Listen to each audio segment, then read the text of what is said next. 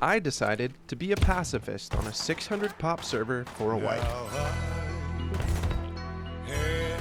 Worst f***ing time ever. I mean, you think your server's bad when you're getting griefed or TC griefed or blah blah wah wah. It's like in World War Z out here with 600 people. You're getting yelled at in a bevy of languages so strange that I couldn't even identify a dialect of where these humans are spawning from. Who in their right mind would play on a server with 600 people and then on top of that refuse to hurt any humans or animals, player or NPC? Me.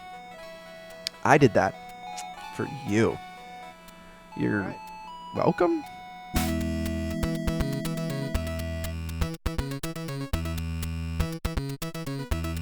I spawned in and the first thing I'm thinking is, okay, let's fill this belly. We're close to a river. Let's find some tools. We had some really good luck, found a toolbox, and great, a bow and arrow. We're a pacifist. Decided my best course of action was most likely to be using VoIP to plead with the community, informing them of my pacifist plight, but that went exactly how you would expect it to go. Oh, shit. Guys, we don't have to do this. It doesn't have to be like this. I guess it does. The amount of times that I died, but then the guy who killed me died, but then the guy who killed that guy died from another guy was honestly hard for my monkey brain to process. I knew even before I loaded into the server that farming was going to be a huge part of my game, and to be honest, I was stoked. One of my favorite YouTubers right now, T-Guy Tom, I wanted to try some farm builds. But cart before the horse, I needed berries, supplies, a home, you know? Caveman shit. Shit shack check. Is that an airdrop? A pacifist nightmare? Check. Make it home with some supplies. Okay. Check.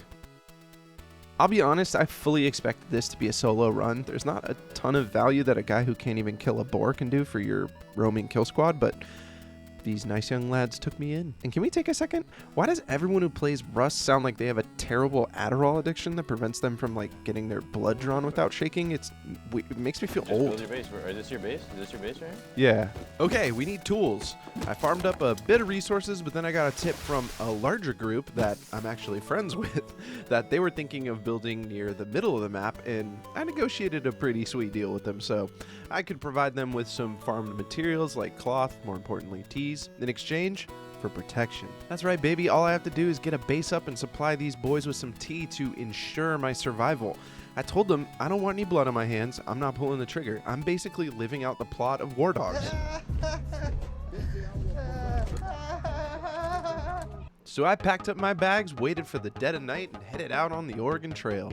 I was fully prepared to die from dysentery on the way, but I had my eyes on some riverfront property that was close-ish to friends. Close enough. I built myself a little shack with the resources I had that was close enough to ranch if I needed to run from a fight.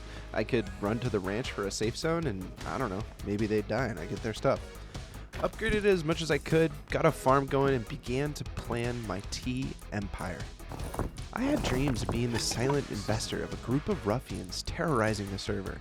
Clearly the one doing all the heavy lifting in the background, but remaining anonymous with only whispers of my existence circulating campfires at night. I quickly found that this was going to be difficult to do anything on land. This was the first of 47 times I questioned why I'm doing this at all. So I said, screw the land, let's head out to sea. I wanted to find a boat to see if I could get out into the ocean to get the scrap I need to research the tools I need to get my farm off the ground. I finally got my first real opportunity at harbor where I saw a boat and I just needed to find an oil barrel or two so I could, you know, get my boat moving, get out onto the ocean and then take what she gives me.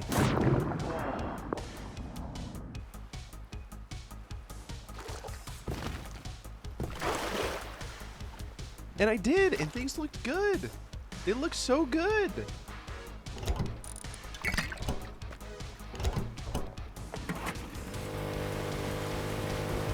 Did you know that a larger boat can just run over a smaller boat? I didn't, but now I do. See, we're learning. I didn't even know you could do that. Oh, so sad. I quickly realized that if I was going to progress at all, I was going to need to stay very close to the village and try to never really get greedy with my inventory. It seemed like every naked had a spear, as they should, but as a pacifist, spear is death. and death means no tea. And no tea means this Jamaican crime boss that I'm working for is going to slit my throat and leave me to die in a pumpkin farm on my own manure. But, to be honest, it wasn't all bad. Hey, come. No, come closer. Come, man, come. Come closer. Come. Why you not coming? Come, man. You keep using the word. I don't think it means what you think it means.